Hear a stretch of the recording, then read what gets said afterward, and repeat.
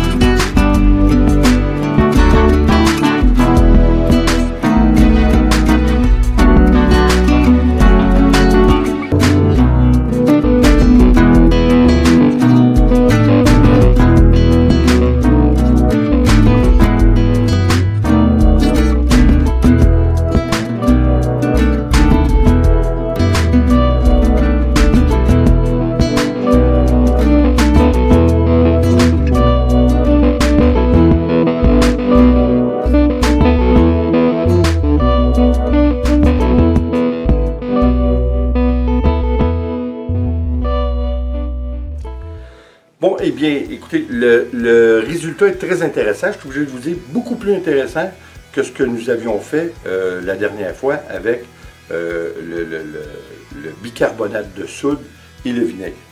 Cette fois, ce que ça donnait. Par contre, là, au moment où je vous parle, elle n'est pas encore sèche, évidemment, je viens juste de la finir. Il y a des petites bulles qui se forment. Mais malgré tout, ce que je suppose qui va arriver, c'est que une fois séché, les bulles vont disparaître, tout va s'affaisser, puis ça va redevenir.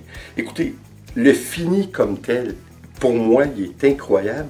J'ai jamais vu un fini qui ressemble autant au marbre. À l'exception, évidemment, que ça tire sur le jaune un petit peu. Mais imaginez si on aurait mis seulement que nos couleurs de base. Parce que le gris que j'ai mis, c'est un gris argent mélangé avec du or argent. Alors, je trouve que le mix des deux, si on aurait pris juste cette couleur-là ensemble, le or et l'argent, et puis on a le gris argent, c'est-à-dire, et puis on aurait ajouté notre blanc avec un petit peu de noir, écoutez, ça aurait été identique à une finition marbrée. Je trouve ça extraordinaire comme fini. Je trouve ça très, très intéressant. Écoutez, même pour finir des dessus de comptoir, hein, après vous mettez par-dessus, pour le protéger, une couche d'époxy. Je crois que ça peut être extraordinairement beau. Je vois ça sur un fini. Vous savez, ils font souvent des comptoirs carrément en ciment.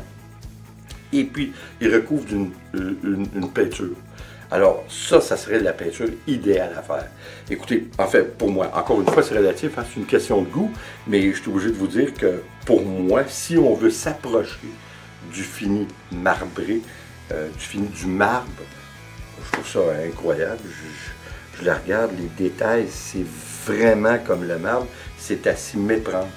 Même, vous savez, l'impression que ça donne, c'est que on a l'impression que c'est de la roche. Hein? Un peu comme le marbre, on a l'impression qu'on va y toucher puis ça va être dur comme de la roche.